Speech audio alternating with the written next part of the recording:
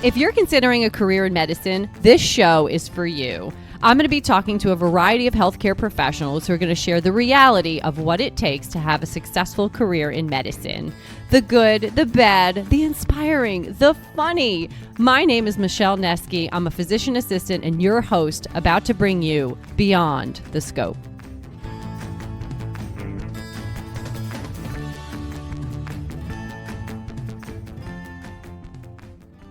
If you've done research into applying to physician assistant school, you know how crazy it is with all the different requirements, programs out there, and how do you choose which one is best for you? Well, luckily, two of my friends and PAs created an amazing platform that you can do this all in one place called My PA Box. Research schools by state, track your hours, look up all the requirements, literally in one spot at mypabox.com. You can also use their PA school match to enter in all your demographic information, your GPA, whether or not you took the GRE or PA CAT, and filter for schools that would be the best fit for you. You guys, this has been game changing for pre-PAs, and I use it all the time with my clients. You can go ahead and get a 1-year subscription. And because you're listening to this podcast, if you use Posh PA 15, you can get 15% off your 1-year subscription. You will not regret this. If you are a pre-PA, it will sort things out so much for you and just make it easier to do the research on the programs that are the best fit for you. So check them out, mypabox.com. Okay, everybody, I'm so excited. I am here with Chelsea Nance. She's a practicing PA who is in the Army. And I get a lot of questions about the military path to PA school, whether you're active duty or reserves. So I'm excited to have Chelsea on here to talk a little bit more about that. She is an Army physician assistant who started her time as in the doing healthcare administration, sort of administrative tasks, which then sparked her interest in healthcare. She's been a PA for 3.5 years and been stationed in Germany, Korea, Texas, and now is in Tennessee. And she's a primary care provider for the soldiers in her unit, but also responsible for a lot of other training, and including medics on trauma skills. So she knows a little bit of everything, sounds like. So that's awesome. So welcome. Thank you for being on Beyond the Scope. Of course. I'm so excited to be here. Okay. So tell us sort of, you said that being, in the Army, you were doing some administrative tasks. So first of all, how did you get interested in the military? Was you were a military family, or how did that all come about? Okay, so I feel like I'm probably the person that everyone least expects to be in the Army. Like throughout high school, probably even when you initially meet me, you're like, this girl does not seem military. And I actually have zero family in the Army either. Wow, so, okay. Yeah, so I really surprised my parents when I decided I was going to go for this. So actually, I went into college without even thinking about the military as an option. Okay. I went in undecided. I really had no idea what I wanted to be when I grew up. And then I met a few people who were in the ROTC program, and it kind of just sparked my interest, like, well, maybe this will give me a path. I mean, I think I was really like searching for something. I knew I wanted to do something that, like was helpful, quote unquote, or meant something. And I really had no idea what that looked like. And so I kind of started to go to some ROTC functions. I did a whole year where I wasn't under any sort of contract. So I hadn't signed anything. I also wasn't getting any of the benefits of tuition assistance or anything like that. But that kind of gave me a good time to figure out, like, is this really what I want to do and commit this time or not? And after a year of doing that, I did that in my sophomore year. I decided to sign a contract and that this is what I was going to, this is my path. But I was not medical. Like, I got a business and Spanish bachelor's degree. So nothing to do with medical at all. And then I went into the medical service branch, which sounds a little bit clinical, but it truly is administrative. You're like managing like medical readiness numbers for your unit and like, just kind of being the leader of the medics, but you're not responsible for training them at all or anything like that. But that's really where my interest sparked, as I went into a clinic type of setting. And I was like, wow, I'm way more interested in what everyone else here is doing than Yeah. what I'm supposed to be doing. So was this while you were in undergrad or after? That was after. So I After. went Okay. all through college, just, in ROTC my last 2 years, and then branched medical service. So when you go through ROTC in the military, you don't know what you're going to branch into when you leave. So you kind of make a wish list, and they rank you and then kind of match you. Okay. Hope for the best. And So you could have been Army, Navy, Marine. so You don't know. I knew I was going to be Army, but I didn't know Okay. what I would do in the Army. Was I going to go into like engineering, or was I going to, go into logistics or into anything like that? Because I've heard from other clients that you can put your preference maybe, but you don't know like what you're going to get. Exactly. Yeah. Okay. So I just put my preference as medical service because I was like kind of interested in it. My mom's a nurse. Okay. She always told me to do something medical. And I was like, no, Mom, like of course, because she's your mom. Exactly. So, and now, here I am, mother knows best. So after I graduated, then I was officially in the Army as medical service. And that's when I went to Germany. We deployed pretty quickly after I got there. I mean, I was there for 4 months, and then we deployed to Afghanistan. And that's where I think I really I clung on to this medical idea, like really hard once we were there. I just was in all of the trainings that my doctors were doing for the medics. I was so much more just intrigued by what they were doing and what they had to offer. And so, my doc there really kind of became one of my best friends and then one of my mentors. And she was like, you really need to do this, Chelsea. Like, you have the heart for it. Like, you're interested. And the military just has an amazing PA program. They make it really easy for you to transition out of a different career and into being a PA. And so that was like definitely the best fit for me, just in where I was career-wise. And also once I started looking at, like nursing, PA, doctor, I had no idea what I wanted to do. So they were all thoughts and options. And I just liked this profession the most. I liked being independent, but also having someone, to go to. I liked, just the ability as someone who couldn't decide what they wanted to do with their life in college, kind of that ability to move around a little bit. And so I put in a PA packet. So were there PAs where you were stationed? Did you see them kind of in action? Yes. Yes. And so every unit in the military has a PA. I think the Army is probably one of the most PA friendly places. A lot of units don't even have a doctor. So, I was lucky we had one with us, and every time you deploy, you get a doc that kind of gets added to your unit, even if you didn't initially have one, just, for the circumstances. But every single unit has a PA. So everyone in the Army knows what a PA is, which I realized not everyone in the real world knows what a PA is. It's very different. Very different. So I have to ask this because I'm curious. Were you scared going into the Army or going to Afghanistan, or no? Okay. No, I really wasn't. I think, and I don't know why I kind of felt so headstrong, like this is obviously going to be fine.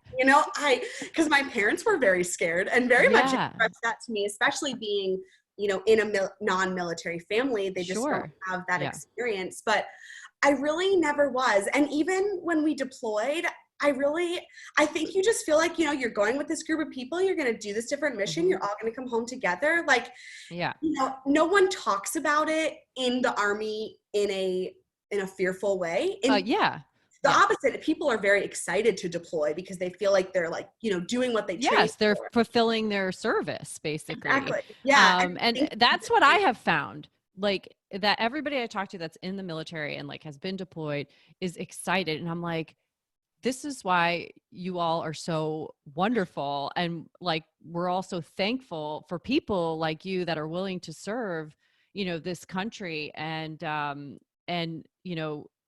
think about it in a way that's really selfless, and really amazing. So I just wondered, having not been from a military family, and not knowing much about it, did that ever occur to you? But it does make sense, obviously, that your parents would be scared.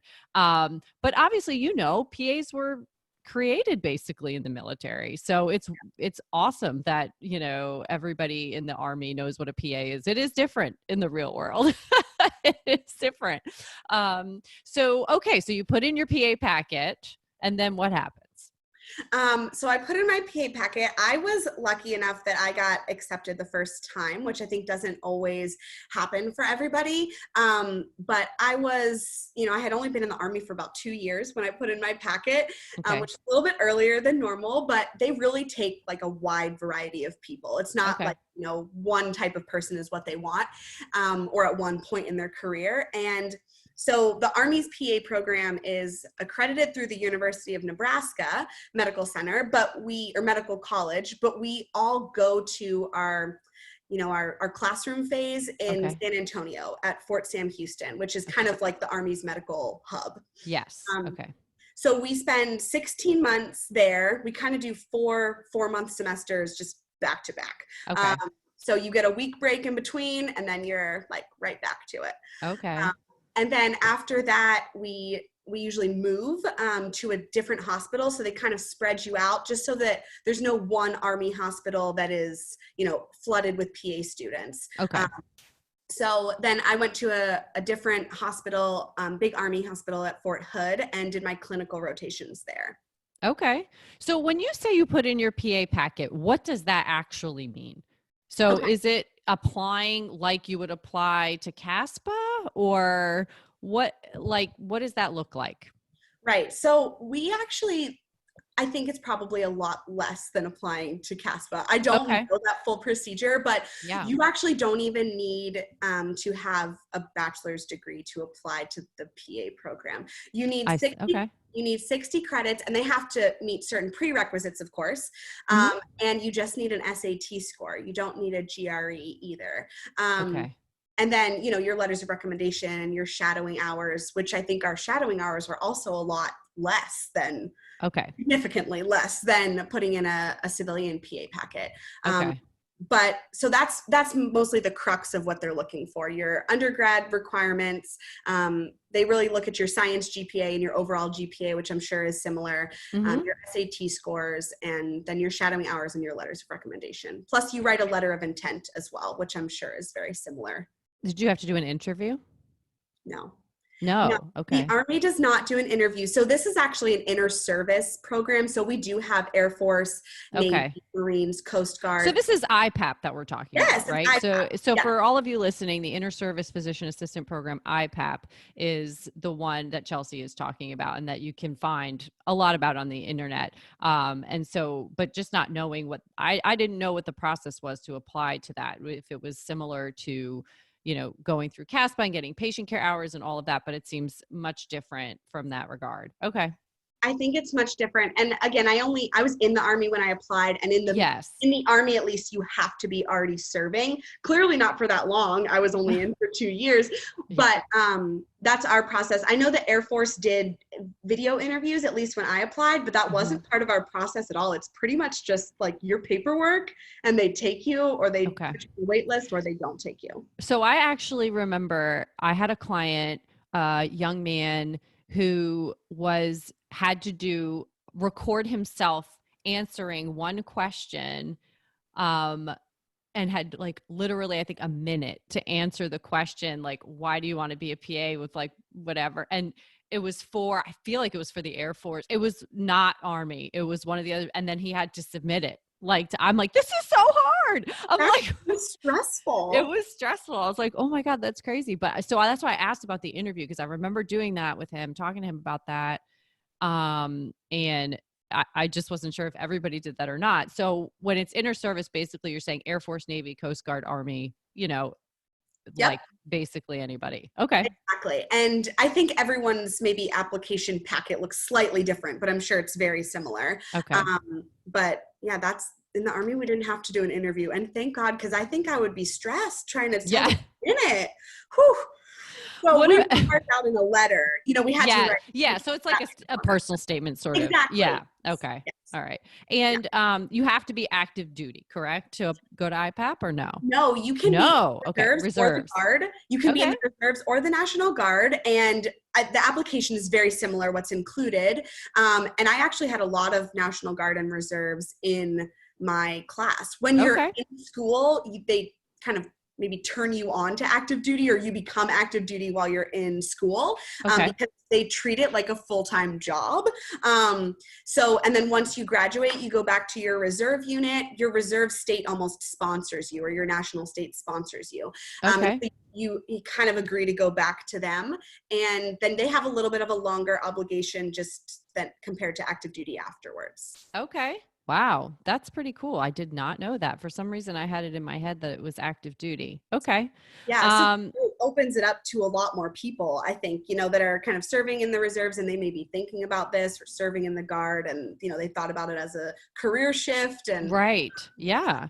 And so there, basically I heard it was like a 80-hour shadowing minimum, maybe something like yes, that. Okay. yes, All right. 8 hours. So, which is like, I mean, compared to what's required for civilian. Right. I mean, and do you have to have science prereqs or? You do. You have to Okay. have anatomy, physiology 1 and 2, like Okay. chemistry 1 and 2, biology, Okay. psychology, but you don't need organic chemistry or microbiology. They do that we do that in PA school. We do those classes. So Okay. And so the PA program is basically the same structure as a regular PA program. So didactic phase. And then, so what does your clinical phase look like?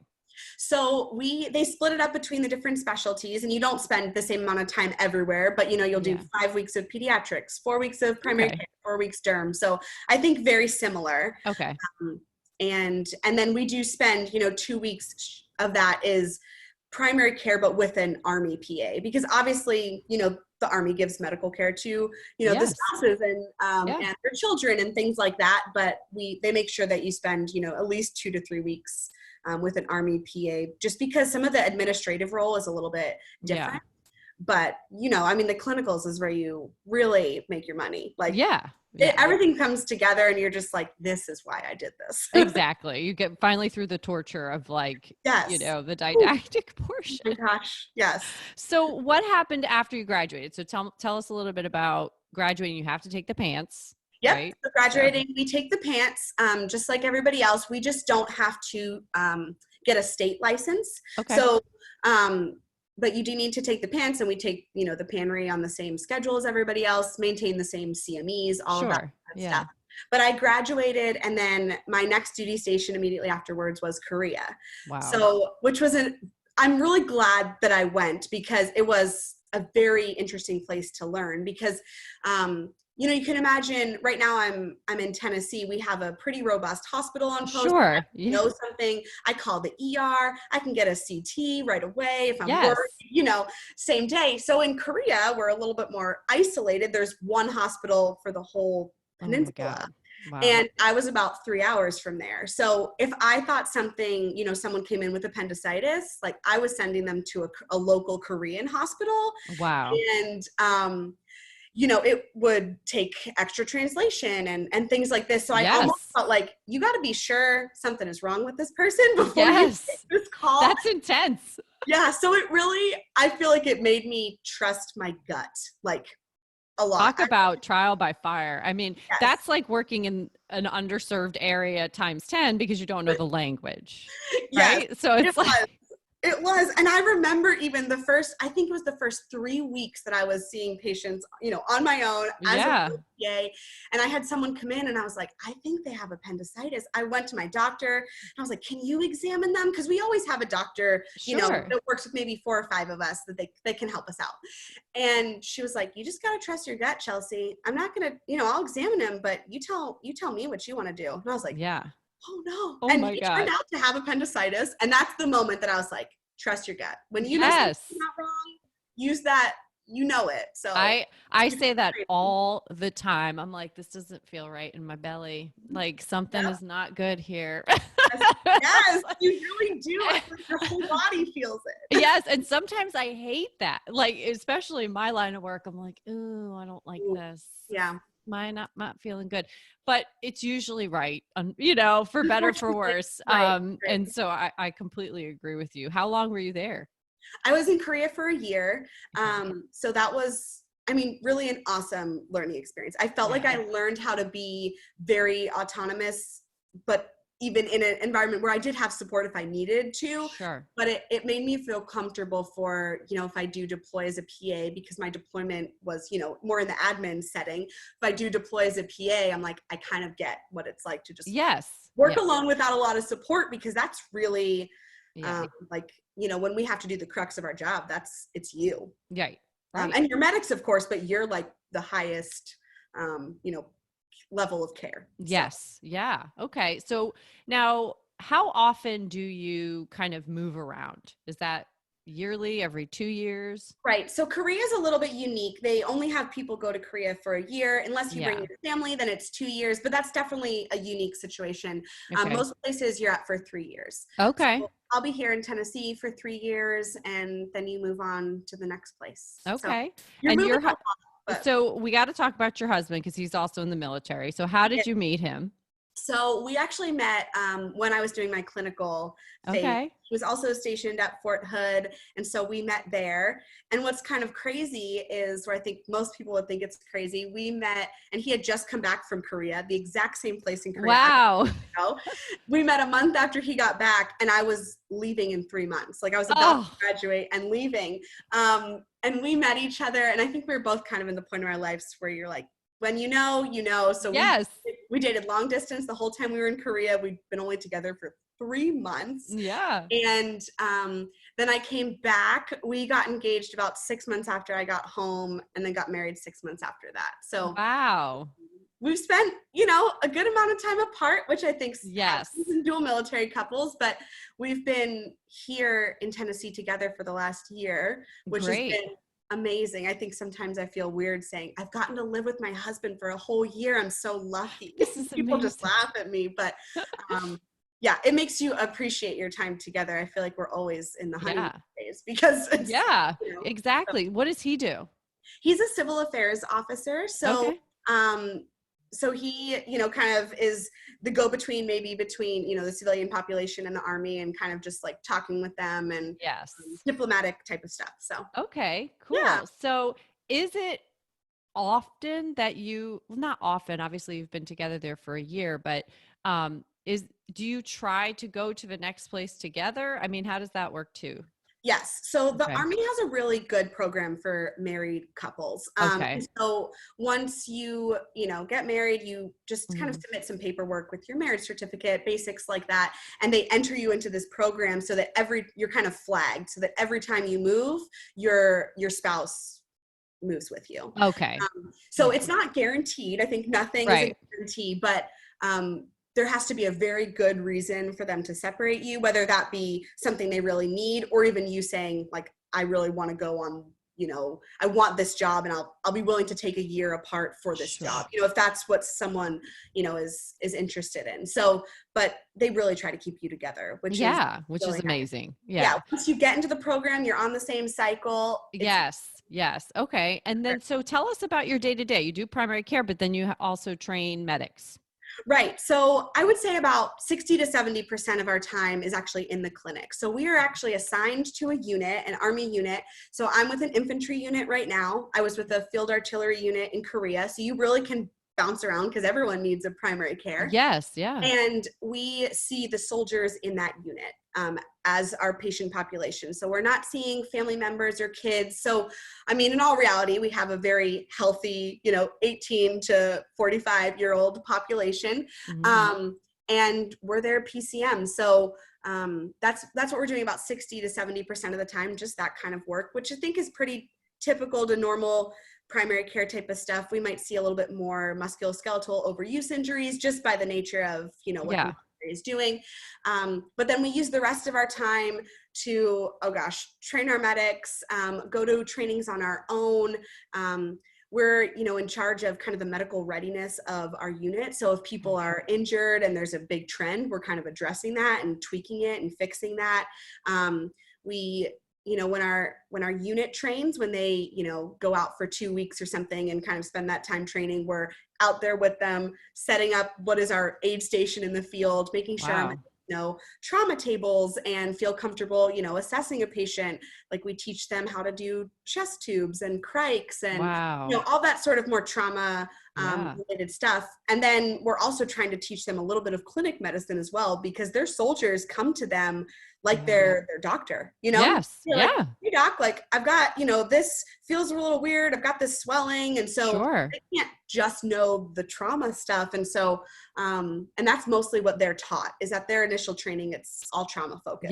So Yes. Yeah. we're the only ones that are keeping up that trauma focus with them. And Mhm. then also, kind of interspersing that clinical knowledge. Like, yeah, because when they're out in the field, obviously a lot of that's going to be trauma related, but then again, what if you get like a urinary infection? You know what I mean? Like something No, like it's like that. the real stuff happens almost more than anything else, especially in a training Yes. environment. When we go to Yes. train, obviously we're, we don't have real traumas. We're, Sure. doing notional things, but making the training as real as possible. But these people still trip and fall, and, Hmm. they get bug bites and they get poison. Yeah, And, exactly. these sorts of things. And we have to like make it better so that you can go back and do your job. Yes. They Yeah. don't want to, be out for a whole day while I fix their Right. problem. So it's really Right. about like get them going and on their way. That's awesome. What do you feel is the best part of being a PA in the Army so far?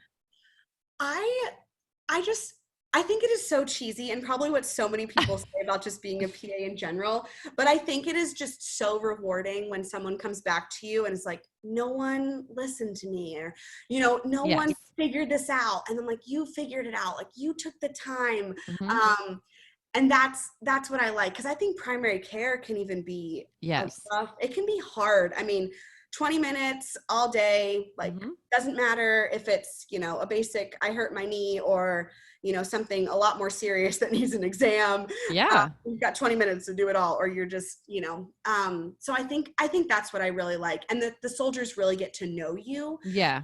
They don't have a lot of choices on who they can see, Hmm. and so it feels like more of an honor when they are like happy to come and see you, because Sure.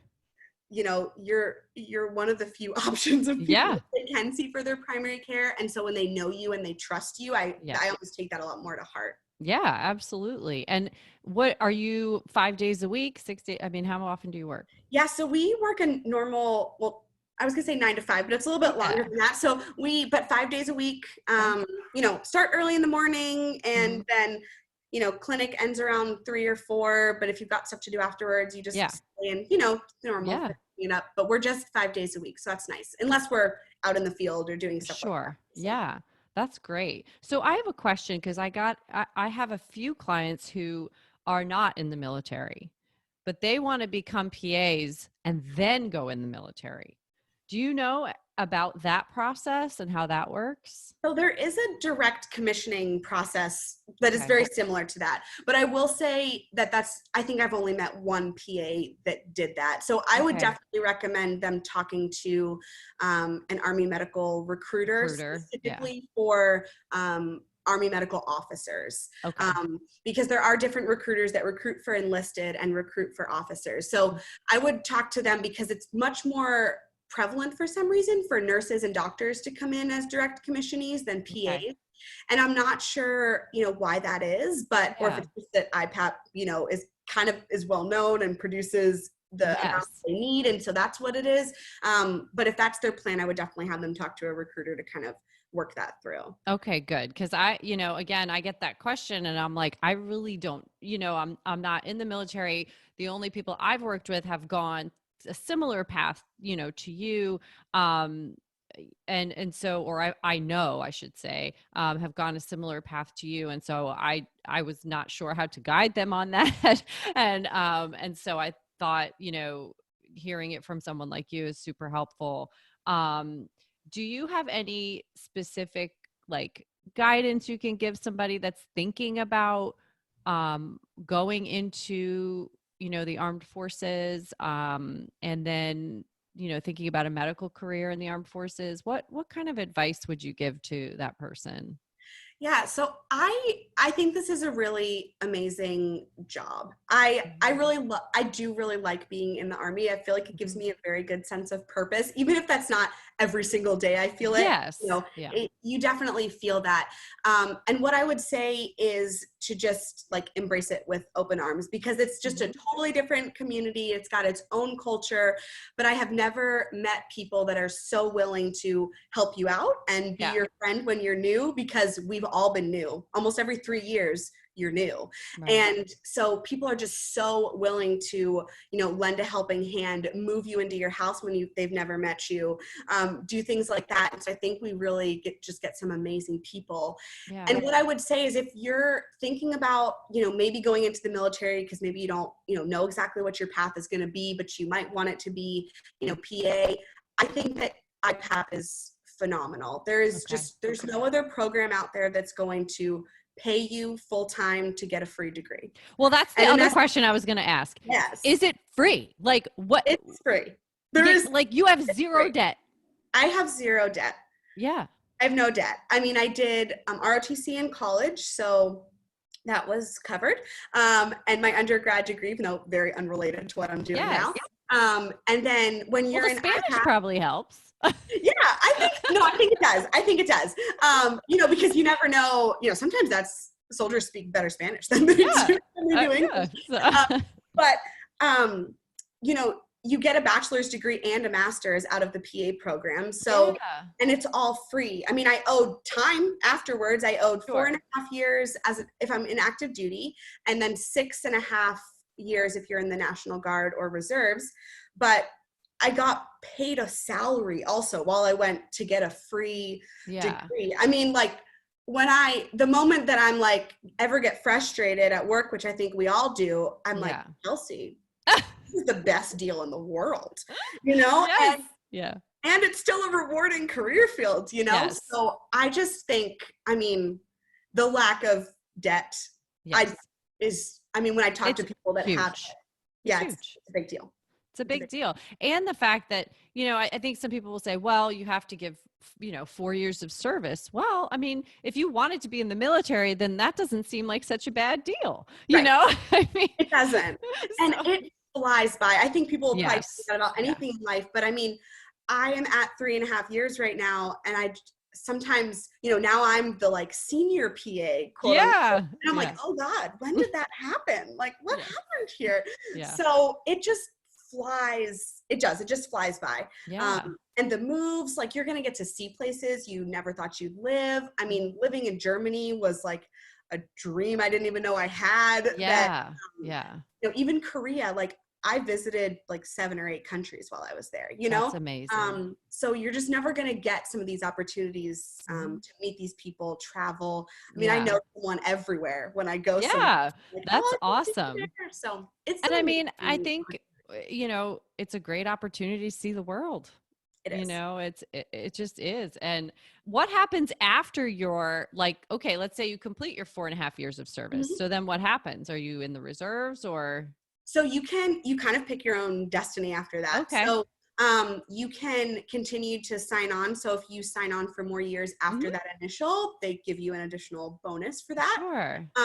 So we have that option. You can, if you decide you don't want to be active duty anymore, you can get out of the Army or active duty Army and either go to the Guard or reserves and, finish out your time there if maybe you're close to a retirement or something. Or if you just decide, this isn't for me anymore, I loved it, great experience, and I'm just going to go do my thing, then you just get out after 4.5 years and Okay. that's it. Yeah. Wow. That's crazy. So, Yeah. okay. So do you have children? I don't know. Okay. So I'm sure people that have children. Yeah. That's a question I get all the time too. How hard is that if you now are a mom and a PA and you're in the Army and you have to travel and all of that? I mean, I think it's as hard as,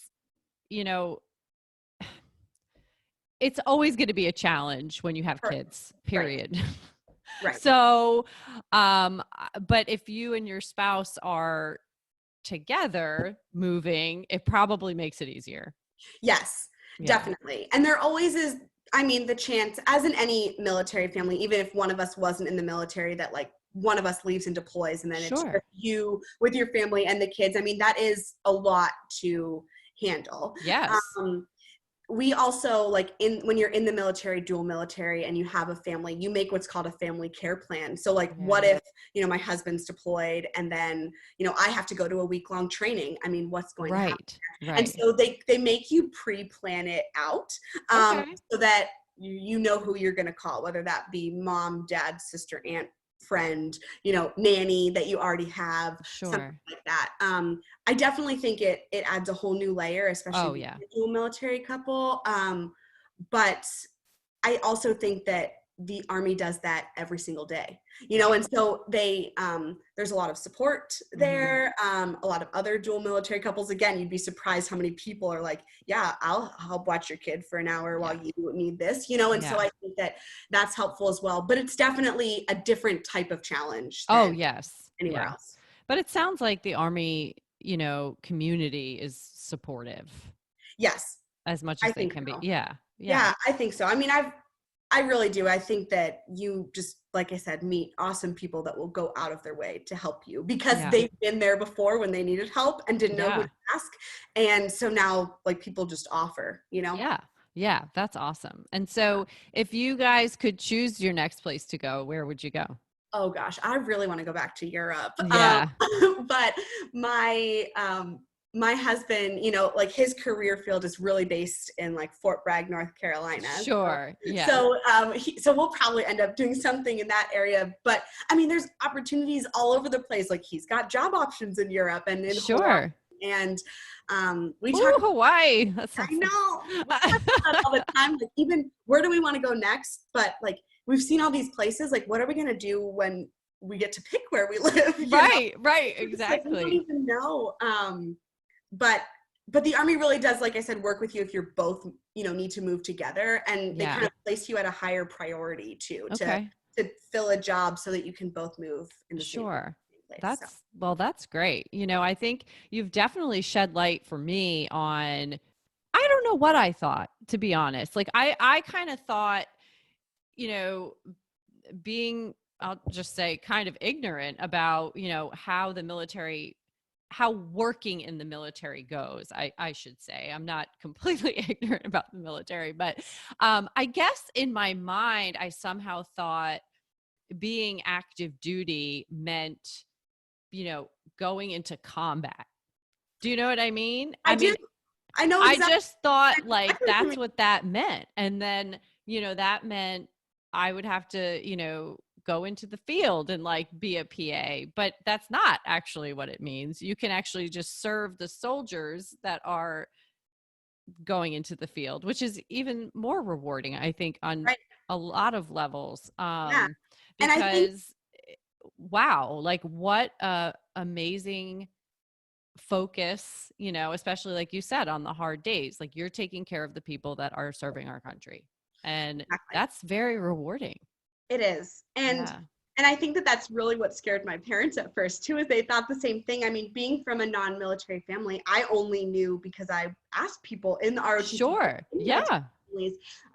And we do, I mean, if the soldiers are training for a week, as long as it's the whole collective that we're in charge of, we go with them. And if Sure. they deploy, we'll deploy with them. But it's certainly not like that's your whole job. Yes.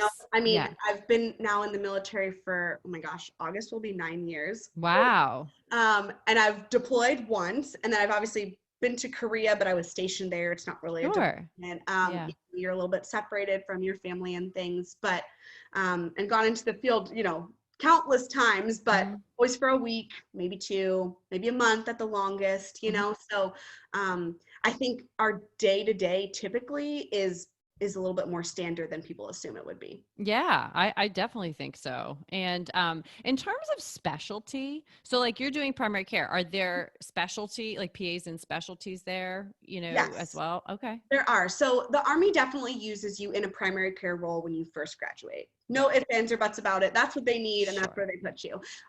But we do actually have 3 specialty programs where you can go on and get a doctorate in emergency medicine, orthopedics, and general surgery. So it's very similar. It's just another packet that you put together. You have to be Sure. for a few years, take your GRE, you put your packet together, and then it's a year and a half of more just clinical work in your field, research, things like that. And then when you come back, out of that academic setting, you'll either work a little bit more in an ER, although they're bringing a lot of the ER docs to the units because that's what, Yes. units want. General surgery can work, in that setting, or they'll, deploy with a team of people that are, have a more medical surgery focus. Sure. And then we have a lot of ortho PAs that work in our hospital in the orthopedics clinic. So Okay. there's definitely opportunities there as well. Yeah, to move around to different specialties. Kind Mhm. of like you said, you weren't sure what you wanted to do in the beginning. And I think, a lot of new grads wind up going into primary care or internal medicine unless you have like a direct focus on what you want to do. So it's kind of nice to start off, not knowing. If you're somebody like me, and it sounds like you, like you're just kind of like, I don't really know. Like when I graduated PA school, I didn't know what the heck I wanted to do. Like I didn't know what specialty or not. So I did internal medicine, so I think it gives you an opportunity to kind of find the areas that you like and go from there. I agree. Yeah. And also like people are very willing to let you shadow them. So Mhm. working in primary care, like I said, I was seeing a lot of overuse injuries, Mhm. people having like maybe some chronic pain from these overuse injuries when I couldn't find anything surgical wrong. Yeah. And so we have a pain management clinic. And so I just emailed that PA who's retired Army. And I was like, hey, can I come shadow you for a week? Take some of the things that you're doing and then just use them in primary care. You can, Yeah. credential me for these small procedures, cupping, dry needling, stuff like Yeah. that. And now I do that for a lot of my patients. That's crazy. That's And people awesome. are so willing to let you learn from them. I mean, I'm sure they are anywhere, but in the Army, I mean, they're like, yeah, I No, would that's love not it if true. you did. Well, I will say here, I think they are because they're like, yes, I'd love it if you did more of that at Yes. primary care before you sent the patient to me. Yes. Um, Yeah. and so I really like that opportunity. There are just so many good training Mhm. opportunities. I mean, I went to a 3-day course in tropical medicine. Wow. Yeah, Cool. just because we deploy to those areas. And so Yeah. I mean, you have to know that about these, training. Yep. strange off the wall conditions. Yes, So, yes. It's so, and I think the Army is really good about making those opportunities available. And then if you just present it to your unit and describe why it's important, I mean, they're like, you're medical, you do medical things and make us healthy, so they just want you to be the you most do full of medical things. knowledge. Go be smart. Get your training, come back, bring it to us. Exactly. Make us Bring it healthy. here. Help us. Yeah, Yes. that's So awesome. I've just gotten to go to cool little, 3-day, 5-day long Yeah. things, and that's been really nice. Yeah. Okay. I mean, this has been so awesome. So Chelsea reached out to me. I'm so glad you did because this was definitely going to be a topic I wanted to cover, in the different ways that you can become a PA. And also really what it's like, that the process, the day to day, really clarifying what that means for us, I think is super important. If you could tell somebody that's, let's say not well, if you could tell somebody in college right now what the first thing they should do is, if they're thinking about going into the military to become a PA, what should they do? So I would say to go talk to your ROTC recruiting office. Mhm. Maybe you can get that college paid for, and that is Yeah, awesome. And then when you get to your first unit, whatever it is, go find your PA. It won't be hard, and tell them that you want to be like them, and they will help you get there, that's awesome. because someone helped them get there, Yeah. and so I think that, So like I it's said, like built-in mentorship. yeah, yeah, it is. Freaking awesome. It really is. I think it's a great opportunity. I, you know, never regret Yeah. even the time that you owe, it's so worth it. Yeah. The whole experience has been really worth Would it. you be willing to answer questions for people, Oh, for if sure. they listen to this Yeah. podcast on social media? Okay. We'll Yeah. put her contact info on, in the podcast description. If y'all are interested in contacting Chelsea directly about what specific questions, you might have that we didn't cover today. But I really thank you. This was super helpful, very informative. And it sounds like you just love what you do. And I love seeing that. So thank you so much for being here. Thank you so much for having me. Yeah, I'm happy to help people kind of find their way. And if I don't know the answer, I can probably at least just point you in a good direction. So. Exactly. All right. Thank you so much. Thank you.